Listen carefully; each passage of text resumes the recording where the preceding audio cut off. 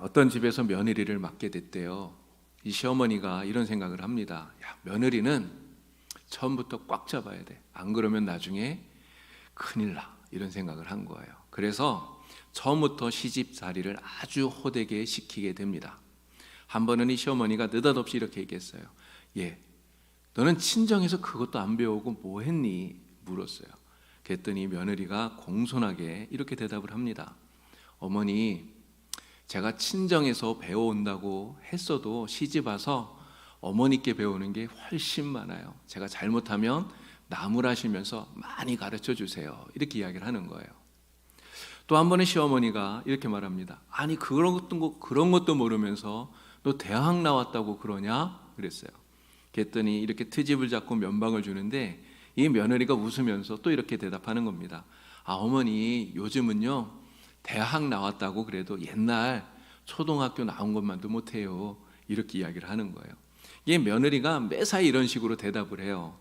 시어머니가 아무리 트집을 잡고 야단을 쳐도 늘 웃으면서 공손하게 아, 네 어머니 이러면서 무슨 이 말대꾸를 해야 그래야 트집도 잡고 또 책망도 하고 뭐 이렇게 될 텐데 이 며느리가 너무 공손하게 이렇게 대답을 하는 거예요. 뭐라고 말만 해도 아 어머니 제가 잘 몰라서 그래요.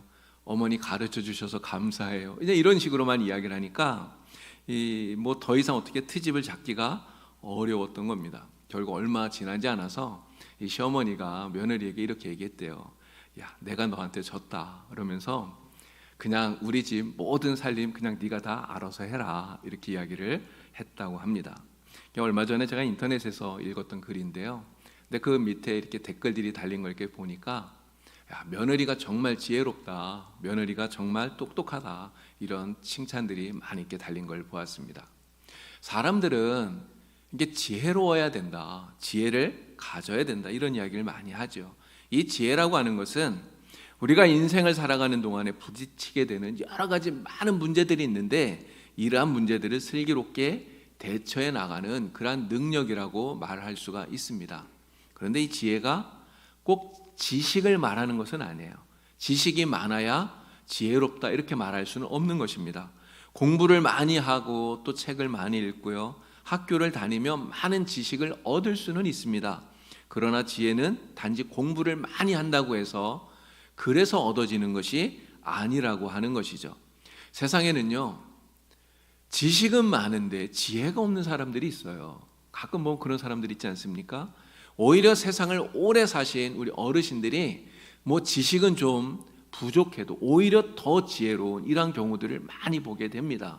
삶의 연륜으로부터 이 지혜가 배어 나오는 거죠. 그래서 우리는 지식도 많이 가져야 되지만 사실 그보다 더 이러한 지혜를 더 많이 갖는 그러한 사람들이 되어야 된다고 하는 것이죠. 그래야 우리가 세상을 잘 살 수 있기 때문에 그런 것입니다. 자, 그런데 오늘 제가 여러분들에게 말씀드리려고 하는 지혜는 사실 이러한 공부를 통해서 얻는 지혜 또는 삶의 연륜에서 얻어지는 지혜 이러한 지혜를 말씀드리려는 것은 아니에요. 이러한 지혜가 아니라 바로 하늘에서 오는 지혜, 우리 하나님께서 주시는 그 지혜를 말씀드리려고 하는 것입니다. 야고보가 이렇게 이야기했어요. 너희 중에 지혜가 부족한 자가 있느냐? 모든 사람에게 후히 주시고 꾸짖지 아니하시는 하나님께 구하라. 그러면 주시리라. 여러분 하나님께서 지금 주신다고 하시는 이 지혜가 무슨 지혜일까요? 바로 이 지혜가 하늘에서 내려오는 지혜, 영적인 지혜를 말하는 것입니다. 야고보는요 특별히 그리스도인들이 여러 가지 시험을 당할 때 환난을 당할 때 이러한 영적인 지혜를 구하라 말하고 있어요. 이 지혜는 그리스도인들이 시험을 당할 때 그 시험을 이길 수 있도록 만들어주고요. 그리고 그 시험을 통해서 유익함을 얻도록 하기 위해서 반드시 필요한 것이기 때문에 이 지혜를 영적인 지혜를 구하라 말하고 있는 것입니다. 지금 같은 이러한 코로나 시대에 우리에게 정말 필요한 것이 무엇일까요? 바로 이 하나님이 주시는 이러한 영적인 지혜가 우리에게 필요하다고 하는 것입니다. 그래서 슬기롭게 이러한 어려움들을 이러한 난국을 우리가 헤쳐나가야 되는 것이죠.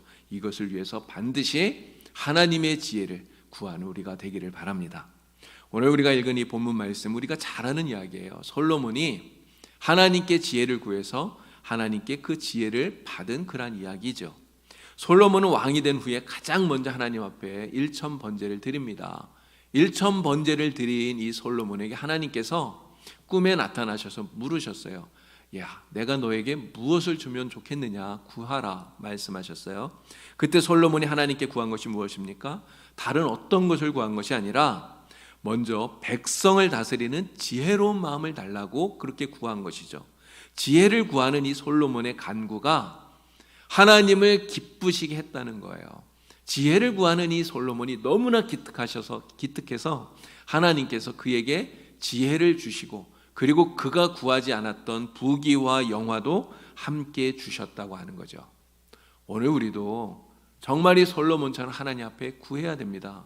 하나님이 말씀하셨잖아요. 구하는 자에게 주신다. 또 우리의 삶에는 많은 것들이 필요합니다. 그렇기 때문에 재정의 문제를 위해서, 건강의 문제를 위해서, 또 우리에게 있는 여러 가지 그런 문제들의 해결을 위해서 우리는 하나님 앞에 구해야만 합니다. 하지만 이렇게 필요한 것들을 우리가 기도하고 그리고 구하는 것이 중요하지만, 그러나 그보다 더 중요한 것, 우리가 먼저 구해야 할 더 중요한 것이 있다는 거죠. 그것이 바로 오늘 솔로몬이 구하는 것처럼 이 세상을 우리가 하나님의 백성으로서, 하나님의 자녀로서 잘 살아가기 위해서 반드시 필요한, 슬기롭게 살아가기 위해서 필요한 하나님의 지혜, 영적인 지혜를 구해야 된다라고 하는 것입니다. 열왕기 4장을 읽어보면요, 이 지혜를 구한 솔로몬이 얼마나 지혜로워졌는지 그것을 보여주는 한 가지 사건이 바로 이어서 나오고 있습니다. 살아있는 아이의 진짜 어머니가 누구냐 하는 것을 판결하는 그러한 재판이에요. 한 집에 사는 두 여인이 둘 다 아이를 낳지 않았습니까? 그런데 한 아이가 죽었어요. 그런데 살아있는 아이를 두고 두 여인이 둘 다 자기 아이라고 주장을 하는 거예요. 지금 같으면 유전자 검사를 하면 누가 거짓말을 하는지, 누가 진짜 어머니인지 금방 밝혀질 수 있습니다. 그러나 그때는 그런 것들을 할 수 없었기 때문에 정말 이 황당한 사건 앞에서 사람들이 너무너무 답답했을 것 같아요. 그런데 솔로몬은 말 한마디로 이 사건을 해결해 버립니다. 어떻게 하죠? 칼을 가져오라 그래서 아이를 반으로 나눠서 두 여인에게 반씩 나눠주어라, 이렇게 이야기를 한 거예요. 그랬더니 진짜 아이의 어머니는 뭐라고 말합니까? 제발 이 아이를 살려달라고 이야기를 해요. 그런데 거짓말을 하는 이 어머니는 그렇게 해달라고, 차라리 그렇게 해달라고 이야기를 해요. 이 여인들의 말을 통해서 누가 진짜 어머니인지가 금세 드러나게 되었던 것입니다. 성경은 이 이야기를 하면서요, 하나님의 지혜가 솔로몬의 안에 있었다고 얘기를 해요. 하나님이 주신 지혜가 솔로몬에게 있어서 어떤 문제라도 슬기롭게 해결하고 풀어나가도록 도우셨다고 말씀하고 있는 것입니다. 자, 예수님께서도요, 세상을 사시는 동안 많은 어려움들을 당하셨어요. 많은 문제와 어려움들이 예수님에게 있었습니다. 그런데 예수님은 그러한 문제들이 닥칠 때마다 지혜로서 그 문제들을 극복해 나가셨다고 하는 거예요. 한 번은 대제사장과 장로들이 예수님께 와서 이렇게 묻습니다. 내가 무슨 권세로 이러한 일들을 하느냐, 우리에게 말하라 얘기했어요. 이러한 일이라는 것은 예수님께서 나귀를 타고 예루살렘에 입성한 일을 말합니다. 또 소경과 절름발이를 고쳤던 일을 이야기를 해요. 또 성전에서 환전상들, 상인들을 쫓아내고 정결하게 하셨던 이러한 일들을 이야기하는 거예요. 왜 이러한 일들을 하느냐, 무슨 권세로 이러한 일을 하느냐 묻습니다. 당시의 이 종교 지도자들은요, 예수님께서 행하시는 이러한 일들로 인해서 위기의식을 가지고 있었던 거예요. 그래서 예수님께 무슨 권세로 이러한 일을 하는지 질문을 해서 예수님을 함정에 빠뜨려서 예수님을 처단하려고 했었던 겁니다. 자, 예수님께서 이 질문에 대해서 두 가지로 답을 할 수가 있잖아요. 만약에 이 자기의 권위에 대해서 제대로 답을 못한다, 그렇게 하면 그 자체로 예수님을 따르는 백성들에게 큰 실망을 안겨주게 될 겁니다. 결국 백성들이 예수님을 떠나게 되겠죠. 그런데 예수님께서 만일 자신의 권세가 하나님에게서 왔다고 말하는 순간 이 사람들은 뭐라고 말할까요? 신성모독으로 예수님을 몰아갔을 겁니다. 그래서 예수님을 죽였을 거예요. 사실 예수님께서 어떻게 대답을 하더라도 그들이 파놓은 이 함정에 빠질 수밖에 없었다는 것이죠. 자, 그런데 예수님 뭐라고 말합니까? 대답하시기 전에 대답 대신에 그들에게 질문을 하셨어요. 이렇게 말합니다. 나도 한 말을 너희에게 물으리니 만일 너희가 대답을 하면 나도 너희의 질문에 답을 해주겠다 하시면서 요한의 세례가 하늘에서 온 것이냐 사람에게서 온 것이냐 이렇게 물었어요. 예수님의 이 질문이 대제사장과 장로들을 굉장히 난감하게 만들었다고 하는 겁니다. 이 사람들이 하늘에서 왔다고 대답하면 예수님 뭐라고 말할까요? 야, 그런데 왜 너희는 세례 요한을 믿지 않았느냐 물으실 거 아닙니까? 그러면 사람에게서 왔다 이렇게 대답하려고 하니까 사람들이 백성들이 세례 요한을 선지자로 생각하는 거예요. 이 백성들이 두려워서 차마 그렇게 답을 못하는 겁니다.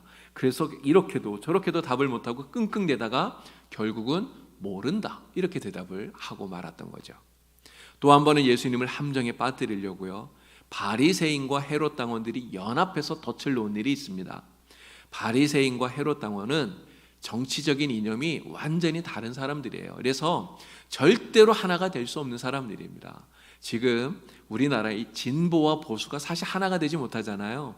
마치 그것처럼 그들은 하나 될 수 없는 사람들인데 그런 그들이 예수님을 올무에 빠뜨리는 이 일을 두고는 서로 한통속이 되었다고 하는 거예요. 그리고는 예수님께 와서 묻습니다. 가이사에게 세금을 바치는 것이 옳으냐 그르냐 물었어요.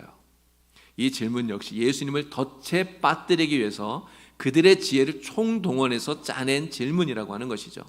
당시에 로마의 세금을 바치는 이 문제가 이스라엘 사람들에게는 아주 상당한 마찰을 빚고 있었던 그러한 예민한 문제였다고 하는 겁니다. 열심당원들, 바리새인들 이런 사람들은요 세금을 바쳐서는 안 된다, 이게 납세를 반대를 하고 있었고요. 당시에 로마 정책에 적극적으로 찬성하던 이 헤롯 당원들은 당연히 내야 된다 이렇게 말을 하고 있었던 겁니다.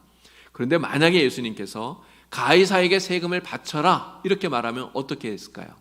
바리새인들이 나서서 반민족주의자, 또 유일한 왕이신 하나님을 거역하는 자 이렇게 매도하고 정죄했을 거예요. 그러면 예수님이 가이사에게 세금을 바치지 마라 이렇게 말하면 또 어떻게 말했을까요? 헤롯 당원들이 나서서 로마 황제에게 반역을 선동하는 자다 이렇게 고발했겠죠.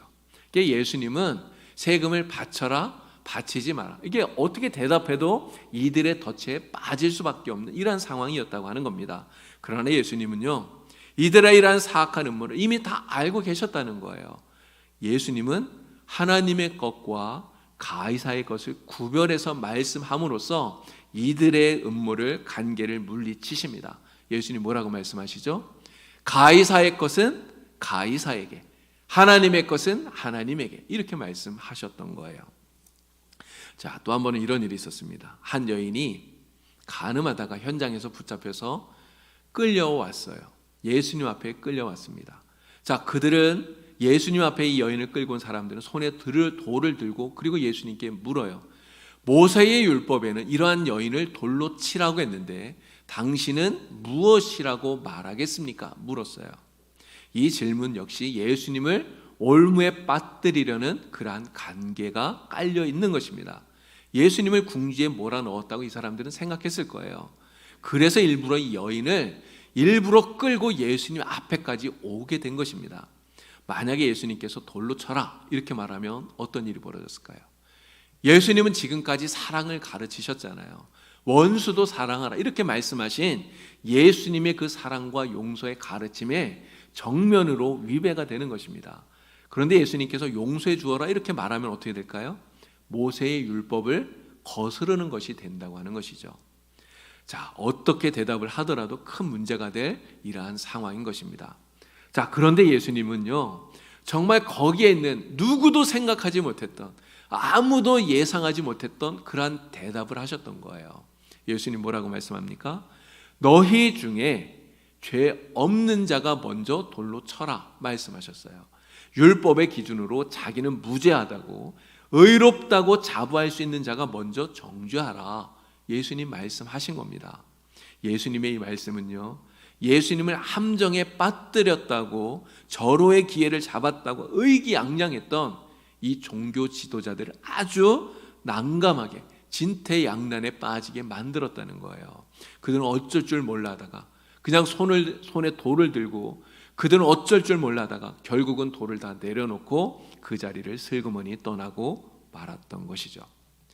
여러분, 지금도 마찬가지 아닙니까? 지금 우리가 살고 있는 이 인생도 마찬가지라고 하는 거예요. 악한 마귀는 예수님을 시험하고 공격했던 것처럼 오늘 우리를 넘어뜨리려고 우리를 시험하고 우리를 공격하고 있다고 하는 것입니다. 그래서 악한 마귀의 이러한 공격을 물리치고 우리가 시험에서 승리하기 위해서는 우리도 예수님이 보여주신 이러한 지혜가 우리에게 반드시 필요하다고 하는 거예요. 위기와 어려움이 닥칠 때 슬기롭게 그것을 극복하고 이겨낼 수 있도록 우리에게는 이 지혜가 반드시 필요한 것입니다. 여러분, 이 지혜가 어디에서 온다고요? 우리가 책을 많이 읽으면 여러분 이 지혜를 얻을 수가 있습니까? 절대 그렇지 않습니다. 우리가 80년, 90년, 100년 인생을 오래 살면 여러분 저절로 이러한 지혜가 생깁니까? 절대 그렇지 않다는 거예요. 이 지혜는 하나님이 주시는 거예요. 하늘에서 내려오는 영적인 지혜, 하나님이 주시는 하늘의 지혜라는 것입니다. 그렇기 때문에 솔로몬이 하나님께 지혜를 구한 것처럼 오늘 우리도 하나님께 이 지혜를 구해야 되는 것이죠. 자, 우리는 하나님께서 주시는 이 하늘의 지혜를 구하고 받아야 되는데, 그런데 이 하늘의 지혜를 구하기 전에 이 지혜의 실체가 무엇이냐, 이 지혜가 과연 무엇이냐 하는 것을 먼저 알아야 됩니다. 고린도전서 1장을 보면 바울은 이렇게 이야기합니다. 유대인들은 표적을 찾고 헬라인은 지혜를 찾지만 부르심을 입은 자들에게는 그리스도 예수가 하나님의 능력이요 하나님의 지혜다, 이렇게 이야기를 해요. 바로 하나님이 주시는 지혜, 하늘의 지혜의 실체란 바로 그리스도 예수, 우리가 믿는 예수님이 바로 지혜의 실체라고 말하고 있는 것입니다. 우리를 구원하기 위해서 이 땅에 오신 예수님이 바로 하나님의 지혜예요. 그렇기 때문에 지혜를 구한다는 것은요, 바로 예수님을 구한다는 이야기입니다. 지혜를 얻는다고 하는 말, 바로 예수님을 얻는다고 하는 그러한 이야기인 거예요. 그래서 오늘 예수님을 나의 구주로 믿고 나의 주님으로 영접해드린 사람은 누구나 다 하나님이 주시는 하늘의 지혜를 이미 얻은 사람들인 줄로 믿습니다. 우리가 다 예수님을 믿는 사람들 아닙니까? 그래서 이렇게 하나님 앞에 나와 예배를 드리잖아요. 저와 여러분이 이미 하나님의 지혜, 하나님이 주시는 지혜가 우리 안에 있는 그러한 사람들인 줄로 믿습니다. 자, 그러면 우리가 지혜롭게 행한다 이렇게 말하는데요, 이 지혜롭게 행한다는 이 말이 과연 무슨 의미일까요? 그것은 첫 번째로 우리 안에 영접한 주님의 말씀을 듣고 주님의 이끄심대로 행한다는 것입니다.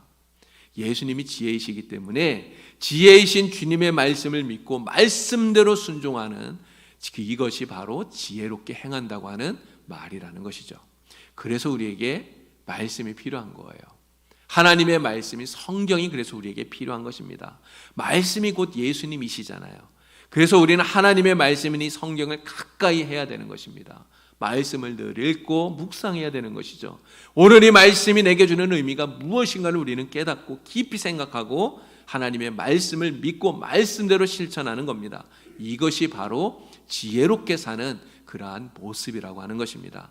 하나님의 말씀이신 예수님께서 이끄시는 대로 행하고 예수님이 명령하신 대로 사는 사람, 이 사람이 진짜 지혜로운 사람이라고 하는 거죠. 바로 그가 이 세상에서 어떠한 시험을 당하더라도, 유혹을 당하더라도 반드시 이겨내고, 그리고 최후의 승리를, 하나님이 주시는 기쁨을 누리는 사람이 될 수 있기 때문에 그런 것입니다. 또한 지혜롭게 행한다고 하는 이 말은요, 성령의 인도를 따라서 성령의 열매를 맺으면서 사는 것을 말하는 것입니다. 야고보는 이런 이야기를 해요. 하늘의 지혜는 성결하고 화평하고 관용하고 양순하며 긍휼과 선한 열매가 가득하고 편견과 거짓이 없다, 이렇게 말합니다. 여러분, 이 말씀이 성령의 열매와 굉장히 비슷하지 않습니까? 하늘의 지혜를 얻어서 지혜롭게 행하는 모습은요, 바로 성령의 열매를 맺는 것과 똑같은 것이다 하는 이야기예요. 사랑과 희락과 화평과 오래 참음과 자비와 양성과 충성과 온유와 절제, 이러한 성령의 열매를 우리가 어떻게 맺게 되죠? 성령께서 우리 안에 계셔서 우리를 인도하시고 우리를 이끌어 주실 때, 우리가 성령의 뜻대로 행할 때 우리 안에서 맺어지는 열매들이에요. 하나님의 지혜이신 예수 그리스도가 우리 안에 계셔서 우리가 예수님의 말씀대로 살아가면 바로 이러한 성령의 열매들이 맺혀지게 되는 것입니다. 그래서 성령의 인도를 따라 성령의 열매를 풍성하게 맺는 사람, 그가 바로 지혜로운 사람이다. 성령은 이렇게 말씀하고 있는 것입니다. 자, 우리가 이렇게 지혜로운 자가 되어서 지혜롭게 행하기 위해서 우리에게 꼭 필요한 것이 있어요. 그것은 바로 우리를 이끌어 주시는 하나님의 지혜이신 예수님을 우리가 온전히 믿고 따르는 것입니다. 바로 예수님을 향한 참된 신뢰가 우리에게 필요하다는 거예요. 정말 예수님을 믿고 신뢰하는 자가 참으로 지혜롭게 행하는 자가 된다고 하는 것입니다. 예수님의 제자들은 예수님의 말씀을 믿고 신뢰하며 주님을 따랐어요. 예수님께서 나를 따라오라 이렇게 말씀하실 때 그들은 예수님을 믿고 자신들이 모든 것을 버렸어요. 배를 버리고 직업을 버리고 심지어는 가족도 버리고 주님을 따라갑니다. 주님께서 오른편에 그물을 던져라, 깊은 곳에 그물을 던져라 말씀하실 때 그들은 주님의 말씀을 믿고 그물을 던졌어요. 물고기 잡는 거 내가 더 전문가인데, 이런 생각 그들은 하지 않았다고 하는 것입니다. 주님께서 가라 하시면 가시고, 주님께서 멈추라 하면 멈추고, 주님께서 하라고 하시면 그들은 행했어요. 왜 그렇습니까? 온전히 주님을 믿고 신뢰했기 때문에 그랬다는 것이죠. 오늘 지혜를 구하는 우리들에게 필요한 건 역시 주님에 대한 이러한 온전한 신뢰가 필요하다고 하는 거예요. 주님이 지혜이기 때문에 그렇습니다. 내 인생의 길을 주님의 손에 온전히 맡겨드리고 주님께서 이끄시는 대로 주님을 온전히 신뢰하면서 믿고 따라갈 때 우리는 참으로 지혜로운 자가 되는 것이고, 그리고 이 세상 속에서 능력 있는 자로서 최후의 승리를 얻게 될 줄로 믿습니다. 제가 우리 교회 이렇게 담임 목사로 나올 때 제가 평소에 존경하던 목사님이 계신데, 그 목사님께서 저에게 이런 이야기를 들려주셨어요. 당회를 하면서 절대로 장로님들하고 다투지 말아라 이렇게 말씀하시더라고요. 이기려고도 하지 말고, 혹시라도 내가 꼭 하고 싶어서 어떤 안건을 냈는데 장로님들이 반대하시면 설득하려고 하지도 마라 이렇게 말씀하시더라고요. 혹시라도 그런 일이 있으면 장로님 그러면 우리 한 달만 더 기도하고 그때 다시 결정합시다 이렇게 이야기를 하라는 거예요. 그러면서 장로님들을 진짜 마음으로 존경해라 이런 이야기를 저한테 해주셨어요. 저한테 해주신 이 말씀이 그분이 30년 넘게 한 교회에서 목회하면서 정말 그렇게 은퇴하신 그 목사로서 그분의 목회의 비결이고, 그리고 하나님이 주신 지혜로구나 하는 것들을 제가 다시 한번 깨닫게 되었습니다. 실제로 장로님들하고 관계가 좋지 않아서 목회에 어려움을 당하는 목사님들이 사실 굉장히 많아요. 교회 문제들이 생겨나는 거 보면 거의 대부분이 목사님들하고 장로님들 사이에 그런 어떤 마찰이나 이런 문제 때문에 생겨나는 것 아닙니까? 근데 저는 이런 생각이 들더라고요. 목회가 무엇일까? 그럼 목회는 목사가 내가 원하는 대로 교회를 이끌어가는 게 이게 목회가 아니잖아요. 교회는 하나님의 교회 아닙니까? 하나님이 주인이시잖아요. 하나님의 교회를 온전하게 세우고 성도들을 바르게 신앙생활 하도록 이끌어가는 것이 목회지 않습니까? 이러한 목회를 잘하기 위해서는 하나님이 세우신 장로님들하고 관계를 잘 갖는 것이 중요한 것이죠. 또 잘 협력해야 되고, 이게 정말 중요한 것 아니겠습니까? 그렇게 하기 위해서 목사가 어떻게 해야 될 것인가 하는 것들을 그 목사님이 저에게 이야기를 해주신 거라 이렇게 생각이 되더라고요. 정말 이게 목회하는 순간순간도 진짜 하나님이 주신 그러한 지혜가 필요하구나. 그래서 하나님 앞에 지혜를 달라고 정말 기도를 많이 하게 되었습니다. 여러분, 우리가 사는 이 세상이 정말 그런 것 같아요. 우리가 사는 이 세상에 지혜가 필요하다고 하는 것입니다. 이 세상은 정말 하나님의 지혜가 필요한 세상이에요. 오늘도 악한 마귀가 우리를 넘어뜨리려고 우리를 시험하고 온갖 유혹으로 우리를 공격합니다. 예수님께서 지혜로서 이러한 모든 대적자들을 물리치신 것처럼 오늘 우리가 정말 모든 순간순간마다 지혜롭게 악한 마귀의 공격을 막아내고 승리하기 위해서 이 지혜, 하나님이 주시는 이 지혜가 우리에게 필요하다는 거예요. 이 지혜가 없이는 우리는 단 한순간도 살아갈 수가 없고요, 우리는 승리할 수가 없습니다. 이 코로나 시대를 이겨가는데 반드시 하나님의 지혜, 이 지혜가 우리에게 필요하다고 하는 것입니다. 자, 그러기 위해서 하나님으로부터 오는 이 참된 지혜이신 예수 그리스도를 우리는 내 안에 온전히 모셔드리고 정말 말씀에 온전히 순종하면서 살아가는 그러한 성도가 다 되어야 될 줄로 믿습니다. 우리를 이 세상 속에서 거룩하고 지혜롭고 능력 있게 살아가도록 이끌어 주실 우리 주님을 절대적으로 신뢰하면서 날마다 믿음의 사람으로 승리하시는 우리 성도님들 다 될 수 있기를 우리 주님의 이름으로 축원을 드립니다. 하나님 아버지, 오늘 우리가 살아가는 이 세상 정말 지혜가 필요한 세상입니다.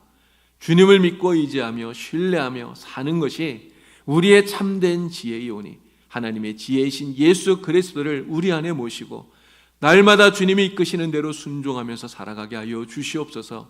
지혜를 구하는 우리 모든 성도들에게 하늘의 지혜를 풍성하게 부어주셔서 지혜롭게 이 세상을 넉넉히 이기는 복된 성도들 되게 하여 주시옵소서. 예수님의 이름으로 기도하옵나이다. 아멘.